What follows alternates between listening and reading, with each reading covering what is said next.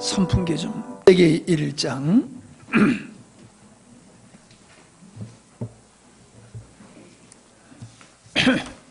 1장 26절로 28절 우리 짧은 말씀 함께 읽도록 하겠습니다. 창문을 다 열어놓으시면 좋겠어요. 이쪽도 좀 열어놓고 환풍이 되게. 같이 읽겠습니다. 시작. 하나님이 가라사대 우리의 형상을 따라 우리의 모양대로 우리가 사람을 만들고 그로 바다의 고기와 공중의 새와 육축과 온 땅과 땅에 기는 모든 것을 다스리게 하자 하시고, 하나님이 자기 형상 곧 하나님의 형상대로 사람을 창조하시되 남자와 여자를 창조하시고, 하나님이 그들에게 복을 주시며 그들에게 이르시되 생육하고 번성하여 땅에 충만하라. 땅을 정복하라. 바다의 고기와 공중의 새와 땅에 움직이는 모든 생물을 다스리라 하시니라. 아멘. 오늘 말씀의 제목은 생육하고 번성하여 충만하라. 생육하고 번성하여 충만하라. 이런 제목으로 말씀을 드리려고 합니다. 계절이 이제 더워지기 때문에 정신을 놓으면은 그냥 편히 쉬기가 아주 좋은 계절이 다가왔습니다. 그래서 정신을 차리고 긴장하시고 말씀에 집중을 해주셨으면 좋겠습니다. 오늘 설교나 목사님들이 마음을 써서 하지 않는 설교가 어디 있겠습니까마는 오늘 말씀도 하나님께서 1시에 깨우셔가지고 주신 말씀, 제가 1시에 일어나서 지금까지 있어요. 그렇게 받은 말씀이에요. 아주 중요한 말씀이 아닌가 생각을 합니다. 예수님을 믿는다는 것은 창조주 하나님을 인정하고 예수님을 구세주로 인정하고 또 믿음으로 천국 가는 것을 믿는다는 것으로 정의를 한다면 맞지요. 그러나 그런 신앙은 어린아이의 신앙이라고 할 수밖에 없습니다. 성숙한 성도는 여기에 머물러 있는 것이 아니라 사람을 창조하신 하나님의 목적과 죄인된 우리를 구원하여서 하나님의 자녀로 삼으신 하나님의 목적에 부합한 삶을 살아가는 것입니다. 그게 성숙한 그리스도인의 모습이에요. 성경은 행함이 없는 믿음은 거짓 믿음이다, 죽은 믿음이다 라고 말씀을 하고 있습니다. 행함이 없는 믿음은 죽은 믿음이다. 그러니까 행함이 없는 믿음은 믿음이 아니다라는 얘기죠. 동의하십니까? 제가 물었습니다. 대답을 안 하신 분이 계세요. 행함이 없는 믿음은 죽은 믿음이라고 그랬어요. 그러면 그 죽은 믿음이라는 건 믿음이 아니다라는 말씀이잖아요. 그런데 우리는 행함이 없는 믿음을 믿음이 아니라고 생각하지 아니하고 뭐라고 변명을 하냐 하면은 우리가 연약해서 그래 이렇게 표현을 합니다. 일리는 있습니다. 그러나 그 일리 있다고 변명을 인정해 주는 것보다도 성경이 말하고 있는 것은 그게 아닙니다. 생명에는, 생명 있는 나무에서는 꽃이 핍니다. 자, 제가 여러분에게 한번 질문을 해볼게요. 우리 집에 수탉이 2마리, 암탉이 2마리 있습니다. 암탉이 알을 안 낳고 있어요. 몇 년 동안 안 낳느냐면 2년 동안 안 낳고 있고 한 마리는 1년 동안 안 낳고 있어요. 자, 어떻게 할까요? 이 알을 안 낳는 닭을 어떻게 하면 좋겠어요? 다들 잡아먹자고 그러셨어요. 저도 잡아먹자고 그런 생각을 하다 아까워요. 1년, 2년 기르는 게 아까워서 못 잡아먹고 있습니다. 계속 기대하고 있어요. 언젠가는 나겠지. 언젠가는 나겠지. 기다리고 있습니다. 왜 잡아먹어야 된다고 여러분 말씀하셨습니까? 암탉은 알을 낳는 게 맞잖아요. 근데 안 나니까 이건 말이 안 되는 거잖아요. 그건 잡혀 먹어도 마땅한 거잖아요. 맞지요? 여러분, 자꾸 우리는 신앙을 오해하고 있어요. 교회 오래 다녀야지, 믿음의 생활을 오래 해야지, 혹은 능력 있는 믿음이 돼야지 말씀대로 살아갈 수 있다라고 생각을 합니다. 예, 그런 면이 있어요. 그러나 성경에서 우리에게 얘기하고 있는 것은 그런 식으로 말씀하지 아니하고, 내가 참 믿음을 가졌느냐? 그러면은 행위가 참 믿음을 증거할 것이다. 내 믿음의 진정성이 반드시 행위로 나타나게 되어 있다라고 하는 것을 생명에는 반드시 열매가 맺어짐을 통하여 우리에게 말씀해 주고 있다는 것입니다. 잘못된 믿음은 성경의 유대인들이나 바리새인이나 서기관들 통해서 발견이 되고 있고요. 계속 말씀드리지만은 마태복음 7장에 능력을 행하고 선지자 노릇하고 귀신을 쫓아내는 사역을 했지만, 주님께서는 그들을 나는 너를 모른다고 말씀하시면서 내게서 떠나가라 이 불법을 행한 자야라고 말씀을 하고 계시다는 사실입니다.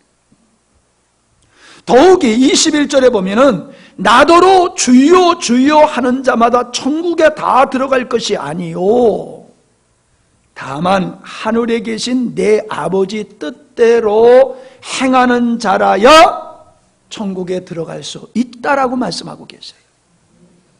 그런데도 우리는 행위를 그냥 연약해서 그러니까 하는 거로 치부하고 넘어가면은 너무 무책임한 겁니다. 우리는 청소년들이 범죄를 하면은 어린 아이들이기 때문에 관대합니다. 처벌을 하지 아니하고 그들을 계몽해서 잘 인도해서 다시금 그런 죄를 짓지 않도록 선처를 합니다. 벌을 먼저 주지를 않아요. 여러분, 어린 아이들이 죄를 져도 죄는 죄입니다. 우리가 믿음이 연약해서 우리가 범죄를 했다, 행함이 없다 그러면 연약함이 정당한 게 아닙니다. 연약함이 내가 말씀대로 살지 못하는 것을 하나님께 인정받을 수 있는 변명거리가 되는 게 아닙니다. 내가 연약해서 말씀대로 못 산다라고 하면 그 연약함이 우리가 하나님 앞에 책임져야 될 문제지, 연약하니까 모든 걸 탕감받아도 되는 게 아닙니다. 근데 우리는 그렇게 변명하고 회피하고 숨어서 믿음의 생활을 하고 있습니다. 하나님이 인간을 창조하신 목적과 구원의 목적을 삶의 목표로 삼지 않는다는 것이 오늘날 성도들이 나약한 면을 벗어버리지 못하는 이유가 되고 있습니다. 오늘 창조 사역 속에서 나타난 하나님의 바람이 무엇인지를 살펴보려고 합니다. 우리 함께 읽었기 때문에 이 말씀은 너무나도 잘 아는 말씀이기 때문에 그냥 본문은 읽지 않겠습니다. 분명한 것은 하나님의 사람을 당신의 목적대로 지으신 후에 그 사람, 하나님이 지으신 그 사람 아담에게 하나님은 복을 주시며 그들에게 사명을 주셨어요. 그 사명이 뭡니까? 그 사명은 생육하고 번성하여 땅에 충만하라. 그리고 땅을 정복하라. 그리고 다스려라. 이것이 하나님께서 인간에게 부여하신 과제요 사명입니다. 인간이 지음받은 인간이 이 사명을 감당하지 않는다라고 하면은 알을 안 낳는 우리 집 닭과 같은 거예요. 성경 말씀대로 하면은 과수원에서 과수원에 있는 그 나무가 열매를 맺지 않기 때문에 찍어 버리겠다고 하는 그 나무와 같은 거예요. 피해가려고 하지 마세요. 변명으로 일관하지 마세요. 우리는 정직하게 내가 하나님 말씀대로 살지 못하는 이유가 무엇인지를 솔직하게 우리는 찾아내야 되고 인정해야 되고 그거를 해결해야 됩니다. 그거 어려운 거 아니에요. 절대로 어려운 거 아니에요. 내가 외면하기 때문에 잘 모르고 어렵게 느껴지는 거지 결코 불가능하거나 어려운 게 아닙니다. 성경에서는 이 첫사람 아담에게 복을 주셨다고 그랬습니다. 그럼 우린 복을 주셨다 그러니까 벌써 어떤 생각이 떠오릅니까? 잘 먹고 잘 사는 거, 건강하게 사는 거, 오래오래 사는 거, 출세하는 거, 성공하는 거, 마음에 원하는 대로 이루어지는 거, 그런 것을 축복이라고 이렇게 우리는 생각하고 있습니다. 근데 성경에서 말씀하고 있는 복을 주셨다고 하는 것은 그게 아닙니다. 성경에서 복을 주셨다라고 하는 것은 인간이 하나님이 만드신 그 목적을 위해서 하나님이 주시는 은혜와 능력 가운데서 함께 살아가는 것, 그게 복이라는 거예요. 여러분은 복 받으신 분입니다. 왜 복 받으신 분이냐? 여러분은 하나님의 창조의 목적을 위해서 지금 이 자리에 참여하여 하나님을 예배하고 계시기 때문에 여러분은 복 있는 자들이에요. 여러분이 하나님과 함께하는 삶을 살고 계시다라고 하면 여러분이 복 있는 자입니다. 여러분, 이 말에 여러분이 진정 아멘이 되는 사람은 진짜 복이 뭔지를 아는 사람이고, 그냥 목사님이 그러시니까는 그런가 보다 하고 그냥 동의하는 정도가 되어가지고는 내가 복받은 자임에도 불구하고 복받은 자를 모르고 살아가는, 그래서 스스로 불행한 자의 모습으로 살아가는 사람이 되고 말 것이에요. 우리는 세상의 모든 걸 얻어서 복받은 자가 아니라 나를 지으신 그 하나님의 목적을 이루어 드리는 삶을 살기 때문에 복 있는 자라는 거예요. 나를 지으신 그 하나님과 동행하면서 함께하며 사는 거, 그게 복 있는 자라는 거예요. 이게 세상과 교회가 다른 겁니다. 여러분은 어느 길을 걷고 계시는 겁니까? 성경에서 말씀하고 있는 복을 복으로 여기십니까? 아니면 그까짓 게 무슨 복이야? 그러면서 여전히 예수 믿기 전에 예수 믿지 않는 사람들이 복이라고 생각하는 것을 바라보고 살고 계십니까? 만약에 그렇다라고 하면은 이 시간에 생각과 마음을 바꾸셔야 됩니다. 여러분들이 세상의 것을 얻고자, 그 세상의 사람들이 말하는 복을 얻고자 이 자리에 나와 앉아 계시면 지금 가서 일하세요. 돈 벌러 가세요. 더 공부하세요, 가셔서. 우리가 이 자리에 나와서 예배하고 있는 것은 세상 사람들이 말하는 그 복을 그 하나님께 받고자 함이 아니라 하나님을 하나님께 예배하는 것을 복으로 여기고 그걸 감사함으로 여기는 자들이 이 자리에 나와서 하나님 앞에 예배하는 거예요. 그렇기 때문에 이 바쁜데도 나와 앉아 계신 거예요. 바빠지잖아요. 콩 하나라도 더 심어야지 가을에 더 걷잖아요.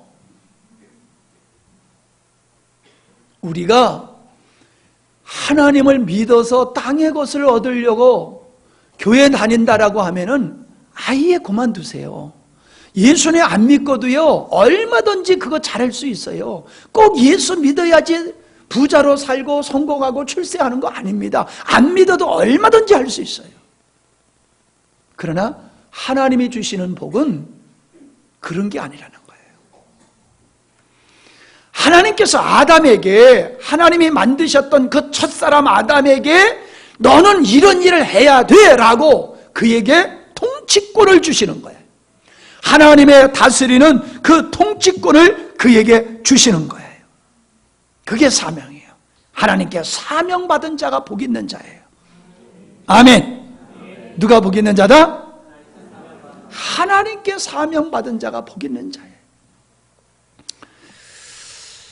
결론부터 이 말씀이 우리에게 무엇을 말씀하고 있는 것인가를 드린다라고 하면은, 이 말씀은 창조하신 인간들 중에서 하나님은 하나님을 인정하고 하나님을 경배하며 하나님께 영광 돌리는 자들을 만들어서 그들이 땅에 충만하기를 원하시는 마음이 오늘 그 아담에게 주신 사명의 말씀 속에 담겨져 있는 거예요. 어떤 분들은 이 말씀을 만물을 통치하는 주권자와 통치권을 가진 자에게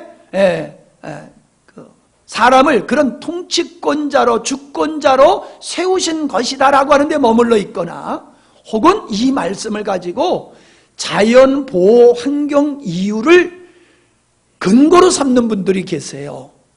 그런데 이 말씀은 그런 말씀이 아닙니다. 창조 사역 속에 하나님의 창조의 의도가 담겨져 있고, 창세기에 나타난 모든 사건들 속에는 그것이 그냥 일반적인 사건이 아니라 그것이 하나님의 의도를 나타내는 모형으로서 창세기가 기록되어 있다는 사실을 여러분이 잊지 마시기를 바랍니다. 아담에게 하나님은 선악과를 먹어서는 안 된다는 금령을 주셨습니다. 왜 그랬습니까? 비록 아담이 만물을 다스릴 수 있는 통치권을 갖고 그 다음에 주권을 가지고 있다 할지라도, 인간이란 하나님을 최종적인 권위자로 삼고 그 하나님의 은혜와 권위 아래서, 하나님의 은혜와 권위 아래서 존재해야 하는 인간임을 하나님께서는 아담에게 주지시켜 주는 겁니다. 하나님의 권위를 무시하고 하나님의 왕되심을 거절하며 그 왕위를 찬탈하여 자기가 왕된 삶을 살고자 한 것이 아담의 범죄였다라고 하는 것을 우리는 알게 됩니다. 그러므로 그 결과로 다스려야 할 자연 속에 인간은 종속되는 관계로 바뀌어버리고 말았습니다. 그래서 땅에서는 엉겅퀴와 가시가 나기 시작했고, 사람들은 땀 흘리고 수고하지 아니하면 안 되는 고통 가운데 빠지게 되어 있어요.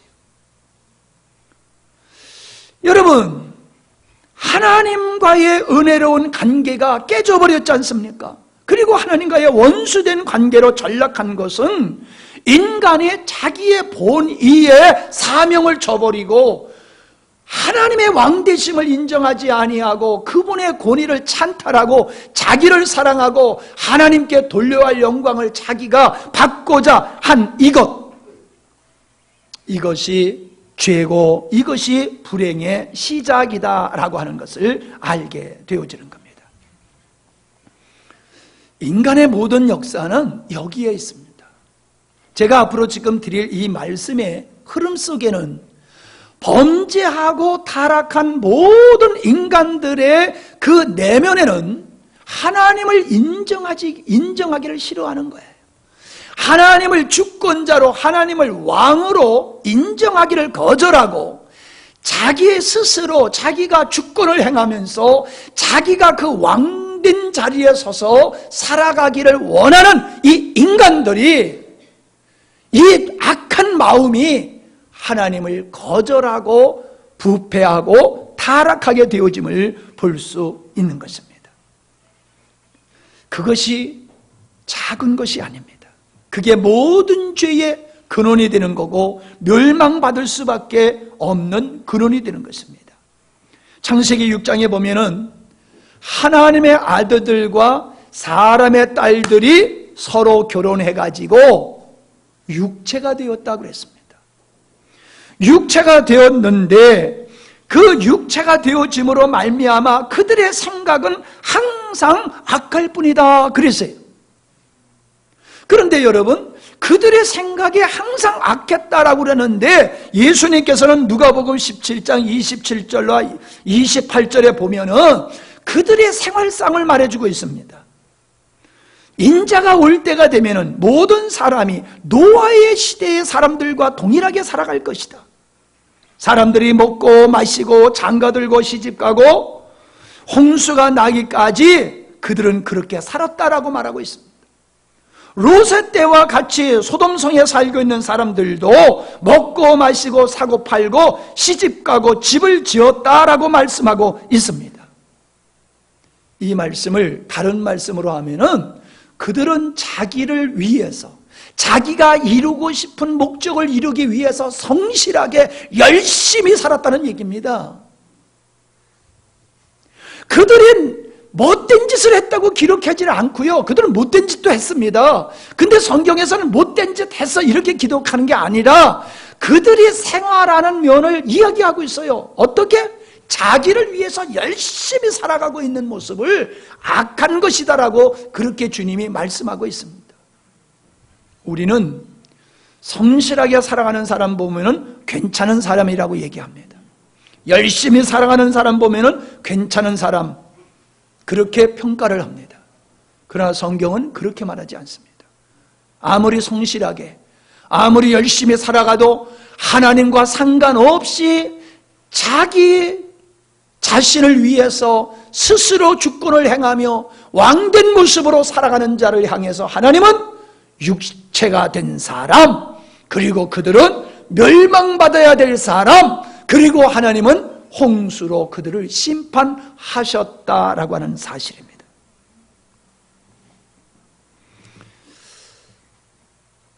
이스라엘 백성들이 가나안에 들어와서 살 때에 그들이 바알신과 아세라 목상을 섬겼습니다.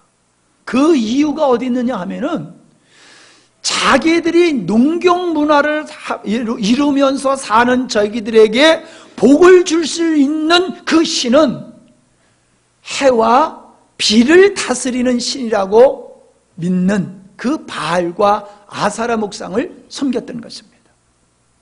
그들이 하나님을 버리고 바알과 아세라 목상을 섬겼던 이유는 자기들을 위해서였다라고 하는 것을 우리가 알 수 있는 것입니다.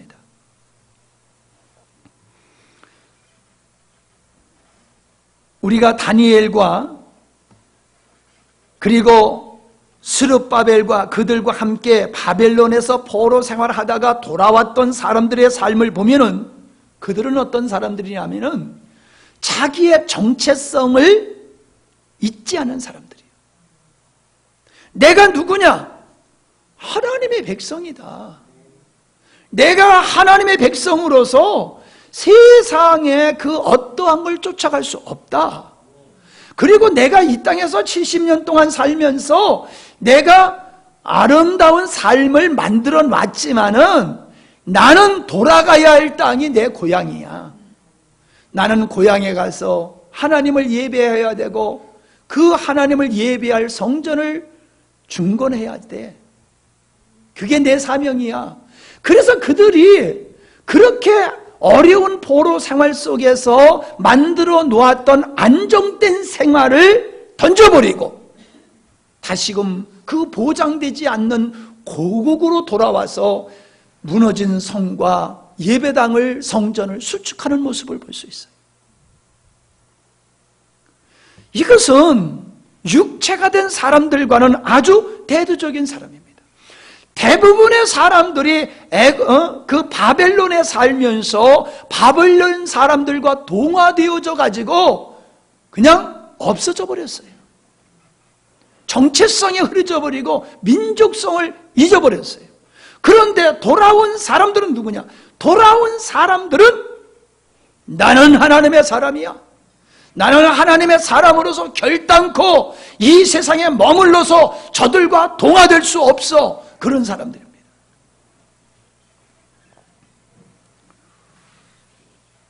여러분, 그렇게 자기의 정체성을 상실했던, 그래서 하나님의 자녀인 그들이 세상 사람의 딸들의 아름다움을 보고 그들과 결혼해가지고 타락한 그 노아 홍수 시대에 멸망받았던 그 사람들, 그런 사람들 틈에서 하나님은 노아를 구원하셨습니다.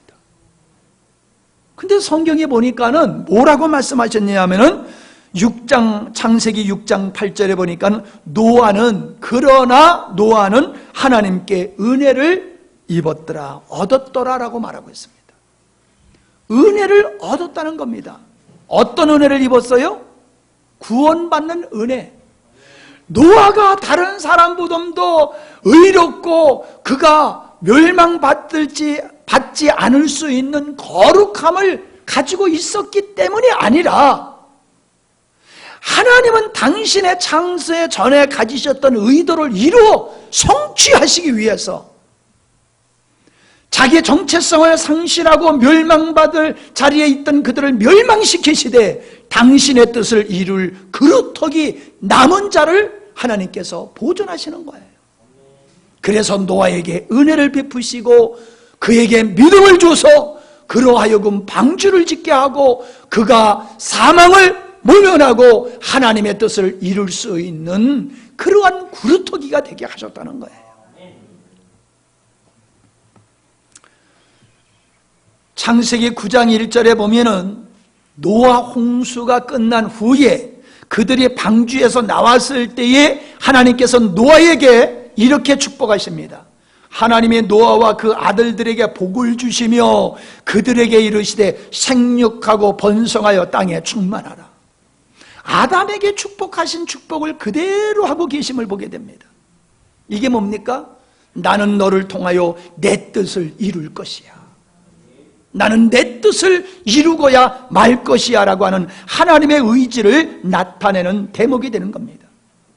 그렇게 하나님의 은혜로 구원받은 노아의 후손들은 또 타락합니다.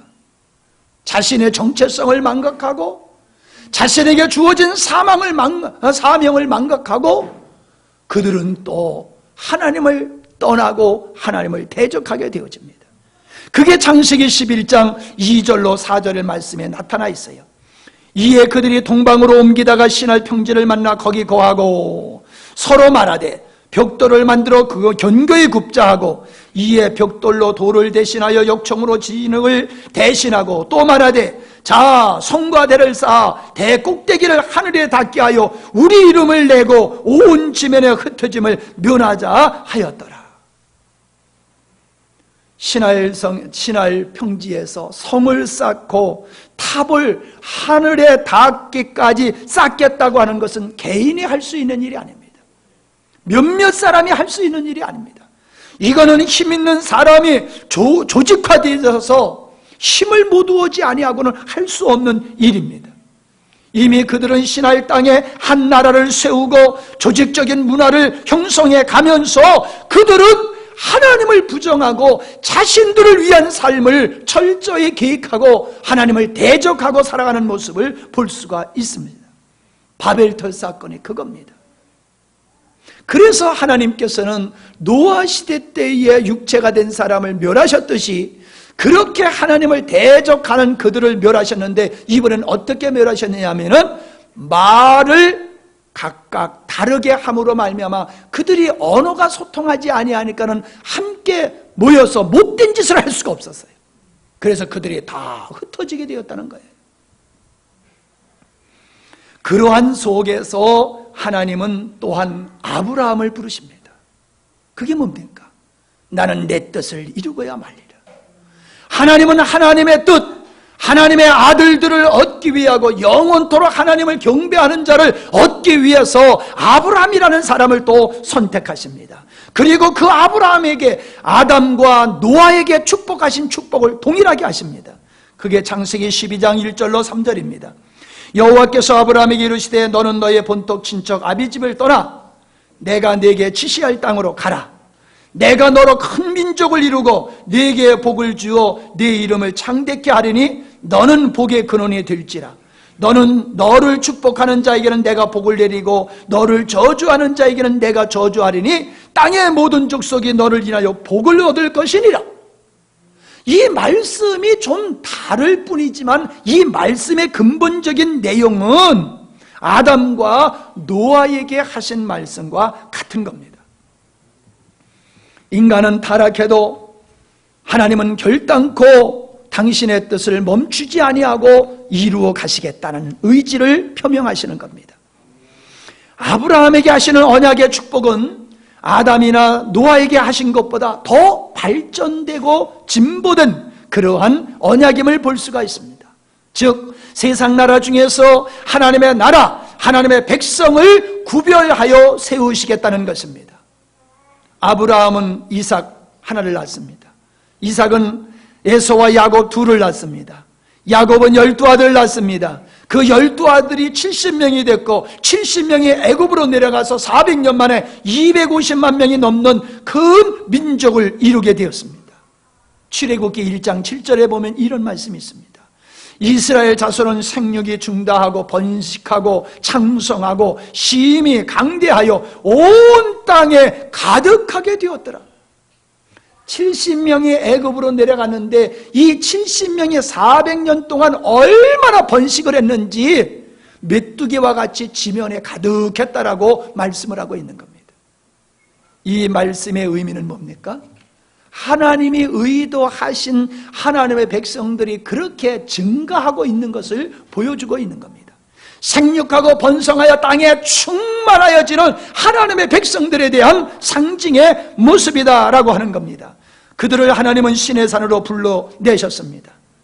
그 신의 산에서 하나님은 모세로 하여금 당신 앞에 모여있는 그 백성들을 향하여 이렇게 말씀하십니다.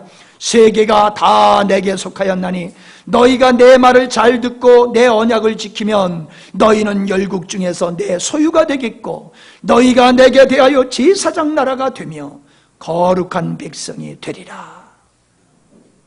내 백성이 될 거라는 거예요. 내 백성, 내 소유, 하나님을 예배하는 거룩한 제사장, 거룩한 구별된 백성들로 내가 너희들을 뽑았다 이 말입니다.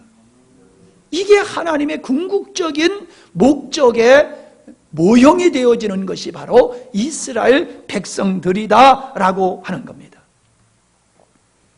이것은 이 말씀은 아브라함이 하신 말씀보다도 더 구체적인 말씀이 되고 있습니다. 하나님의 의도하신 일을 더 구체적으로 이루시겠다는 표현인 줄 믿습니다.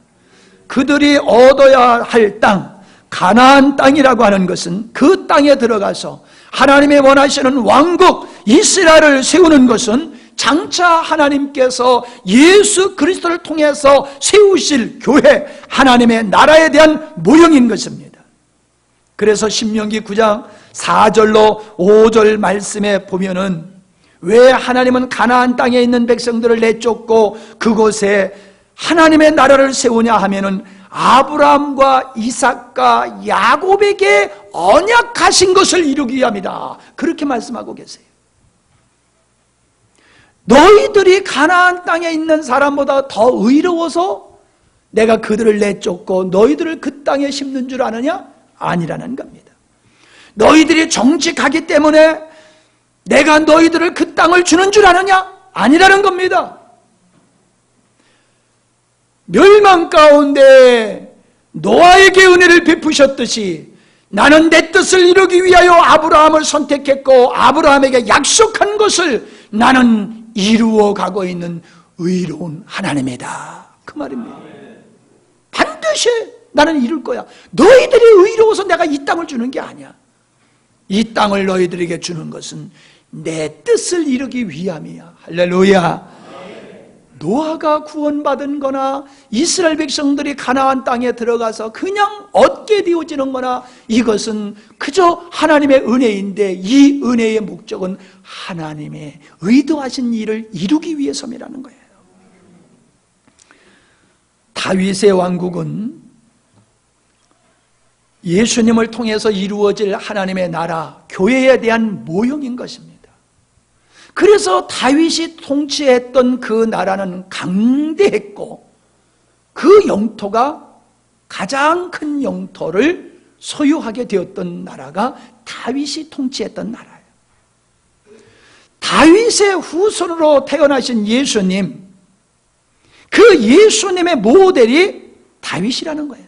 다윗의 왕국은 예수님을 통해서 이루어질 하나님의 의도하신 목적을 이룰 그 영원한 나라의 모델이라는 거예요.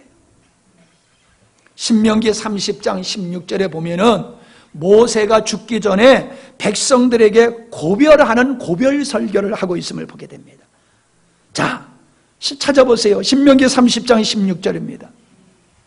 곧 내가 오늘날 너를 명하여 내 하나님 여호와를 사랑하고 그 모든 길을 행하며 그 명령과 규례와 법들을 지키라 하는 것이라.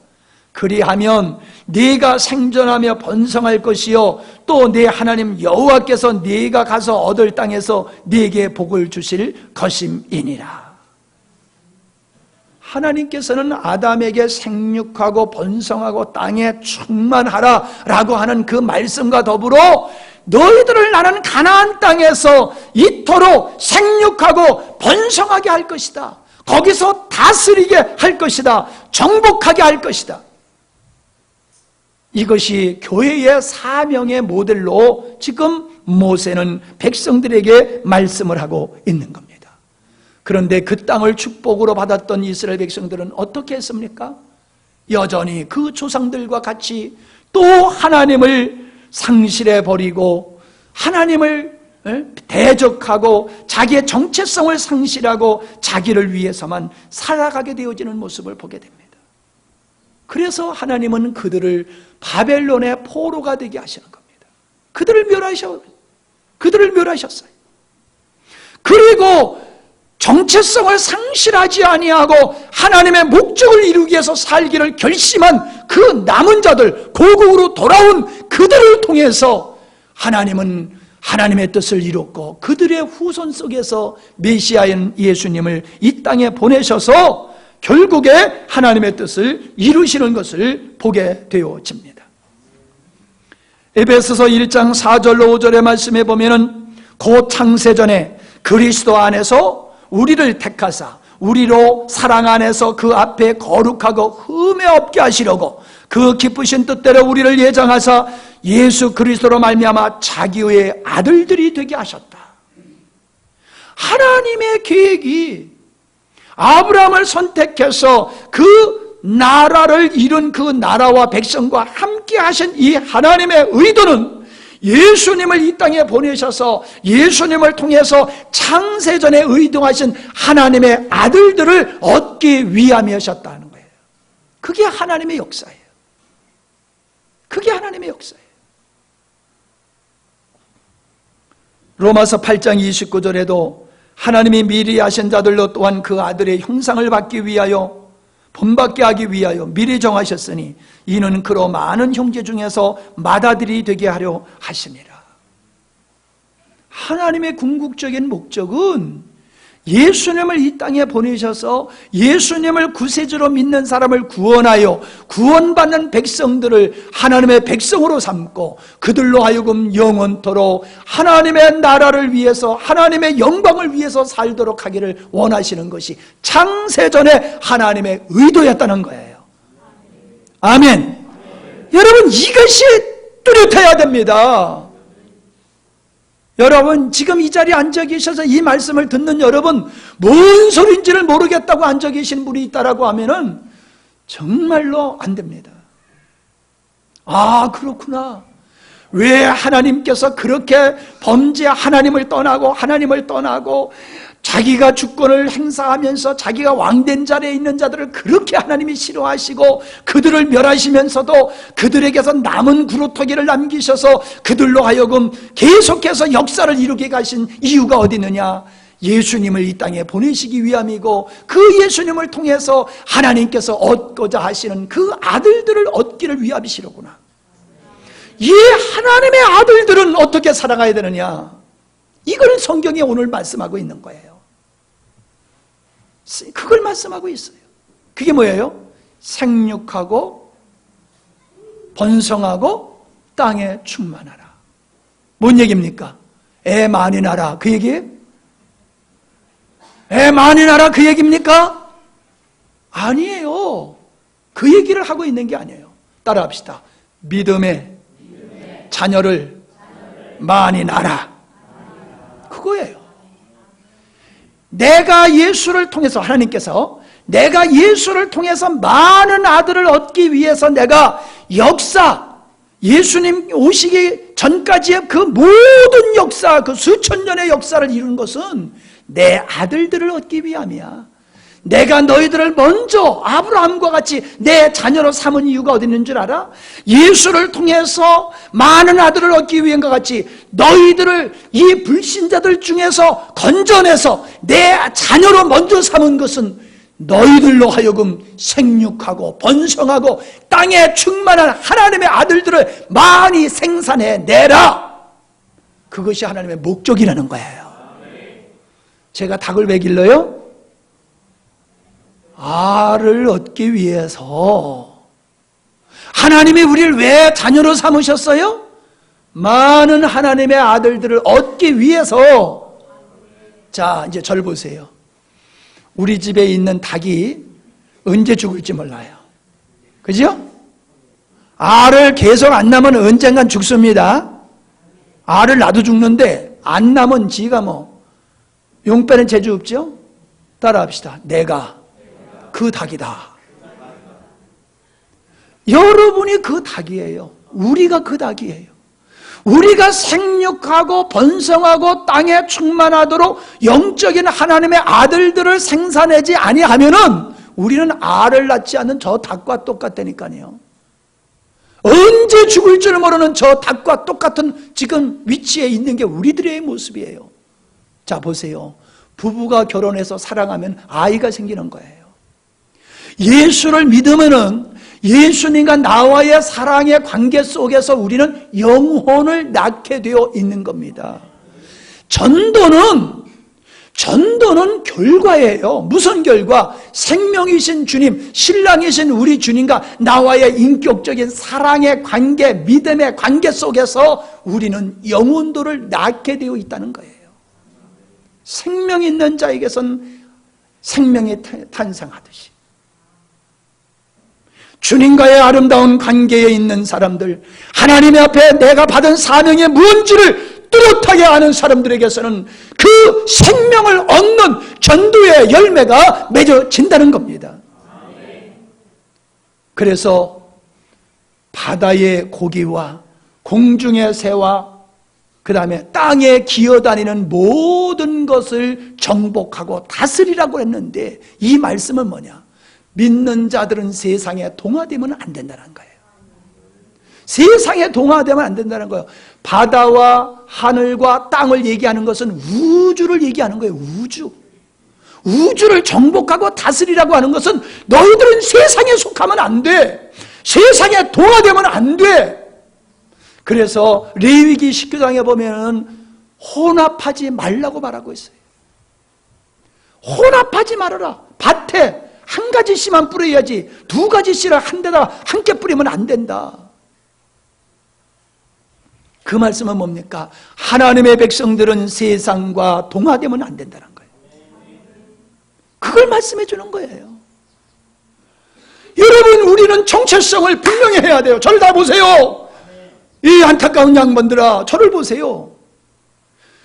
하나님의 아들들이 사람의 딸들을 보고 멋있게 보고 그들과 결혼했다고 그랬어요. 이게 무슨 뜻이에요? 예수 믿는 사람들이 안 믿는 사람들 보고 야 멋있다 그리고 쫓아가는 거예요. 한잔하고 얼큰해가지고 흔드는 모습이 멋있어. 밤거리에 휘짓고 돌아다니는 게 멋있어. 권세 잡고 명예에 욕에 빠져가지고 세상을 호령하면서 살아가는 거 보니까 멋있어. 사람들에게 인기 얻는 모습 멋있어. 그래서 세상을 좋아하고 세상을 따라가다가 그게 세상을 사랑하고 세상을 동경하다가 세상과 결혼해버리는 거예요. 그래서 자신의 정체성을 상실해버리고 육체가 되어져 버리는 거예요. 오늘날 교회가 이 모양이란 말이에요. 우리가 그 모양이란 말이에요. 이걸 솔직히 우리 인정해야 돼요. 싫지요, 인정하기. 인정하기 싫어도 솔직히 우리가 인정하면 살 길이 생겨요. 여러분, 세상의 사람들은요, 세상의 사람들이 아니라 이 땅의 어떤 교회들을 보면요, 자기네 교회를 크게 만들어가지고 우리가 최고다, 이거 의시되려고 그래서 교회를 크게 하는 사람도 있어요. 그래서 남의 교회까지 뺏어가는 사람도 있어요. 교회가 교회 가운데 자랑을 해요. 우리 교회가 너네 교회보단 크다. 우리 교회가 너네 교회보단 몇 년의 역사가 있는데 뭐 교회끼리 서로 경쟁을 해요. 경쟁. 여러분, 경쟁을 다른 사람보다 크기 위해서 우리가 경쟁의식을 가지고 전도하는 게 아니에요. 잘 들으세요. 전도는 하나님의 창조의 의도를 이루어내기 위해서 전도해야 되는 거예요. 하나님을 예배하고 하나님을 경배하는 하나님의 백성들을 얻기를 원하시는 그 하나님의 뜻을 이루어드리기 위해서 우리는 전도해야 되는 거예요. 우리가 전도하지 아니하면은 우리는 하나님 앞에서 악한 자가 되는 겁니다. 이 말씀만 드리고 마칠까 합니다. 엊그저께 어떤 집사님이 하시는 말씀이, 설교를 듣고 가만히 앉아있길래 알아들은 거요? 못 알아들은 거요? 그러고 물어봤더니 알아듣긴 알아들었는데 그대로 행하기가 너무 우리의 삶은 어렵습니다. 회식하러 가자 그러면 1차 회식, 2차, 3차 안 따라가면 분위기 깬단 말이에요. 분위기. 그러니까 분위기 안 깨기 위해서 2차 따라가고 3차 따라가다 보면은 어울려가지고 하나님이 원치 않는 일을 하게 된다는 거예요. 내가 회사의 분위기 깨지 아니하고 회사의 지도자들에게 비유를 맞추기 위해서는 말씀대로 살아가면 안 된다는 거예요. 어렵다는 거예요. 진짜 어렵습니까? 진짜 어려운 겁니까?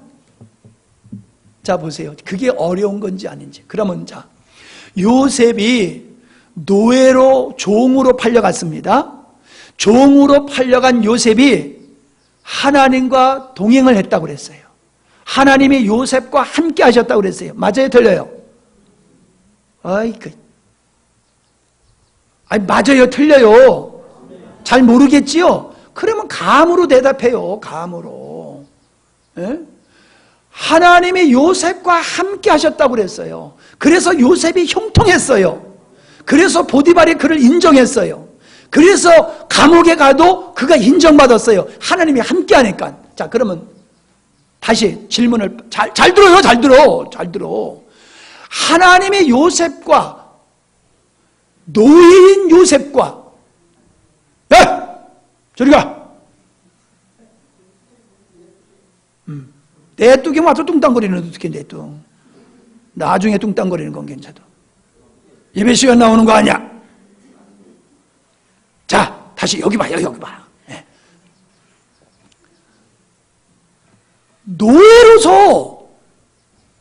노예로서 주인한테 삐딱하게 보이면은 이거죠? 그죠?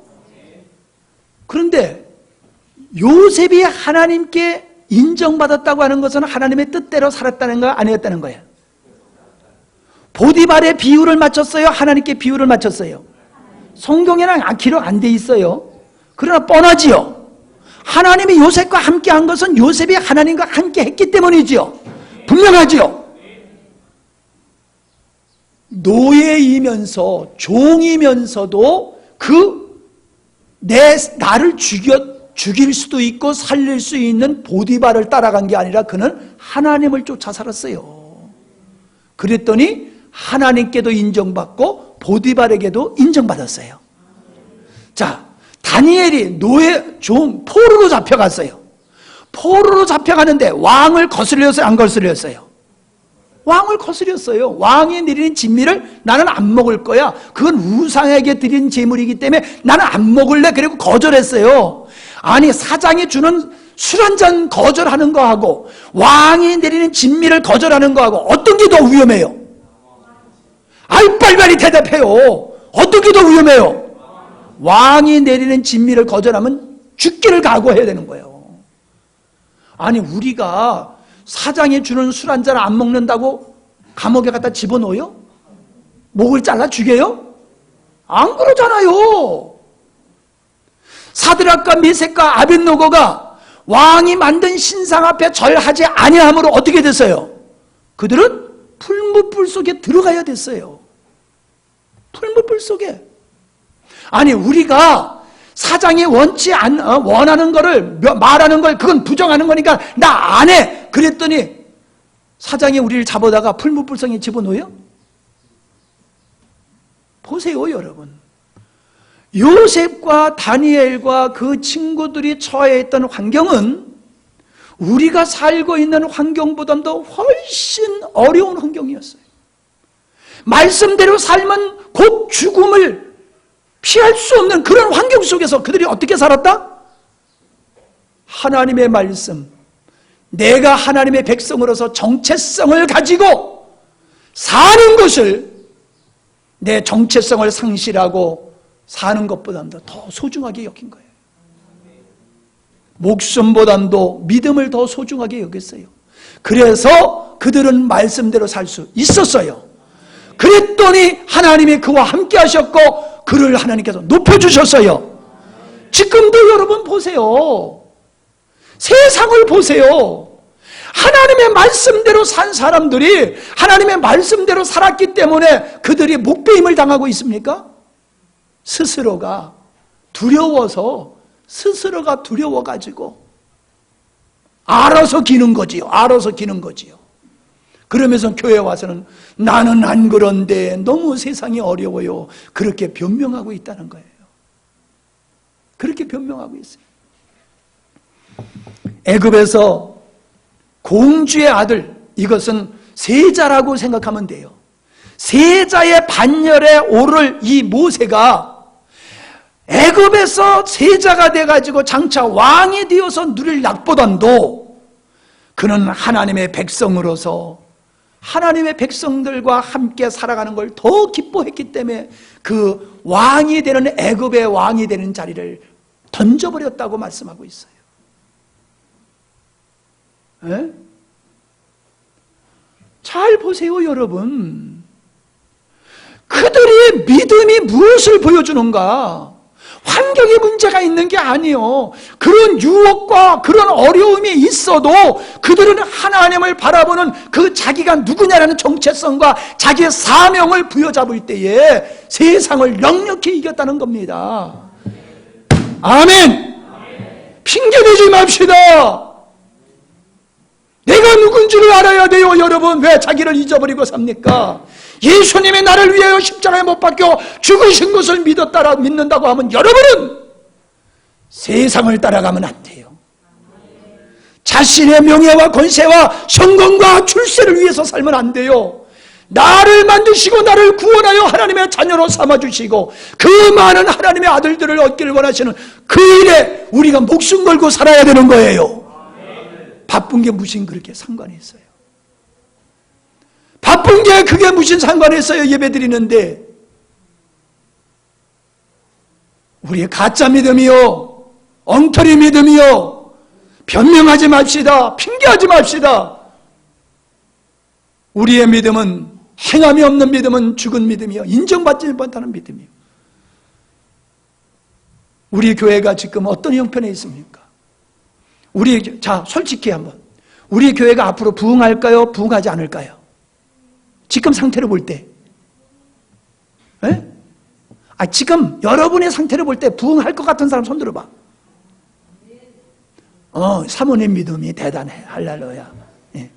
근데 손 안 든 여러분은 여러분의 믿음을 보니까, 여러분의 지금 행실을 보니까 요래 가지고는 쪼그라들지 더 이상 교회가 부흥할 것 같지 않지요? 그런 느낌이 오지요? 나 죽으면 그 자리에 누가 앉을 거예요? 에? 우리 권사님들 돌아가시면 그 자리에 누가 앉을 거냐고요? 비는 거지. 에?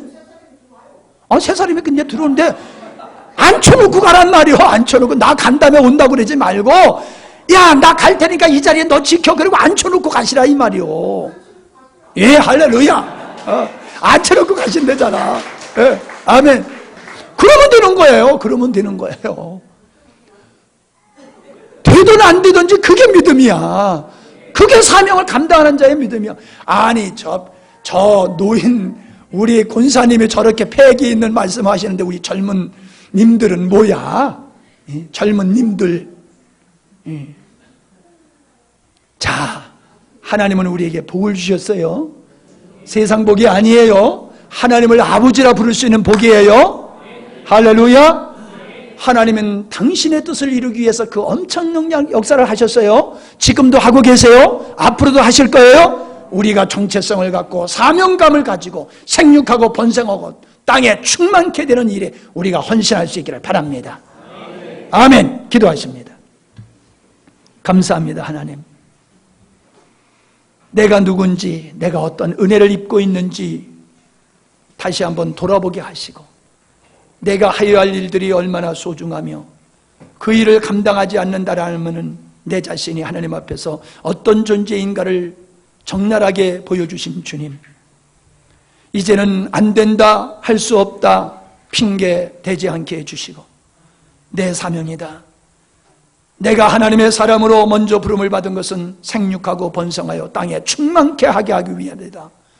내가 세상에 동화되지 아니하고 복음으로서 의로서 세상을 정복하고 다스리는 자가 될지언정 세상에 무릎 꿇는 자가 되어서는 안 됐다라겠다는 강한 확신과 믿음을 가지고 오늘 주님 앞에 새롭게 섭니다.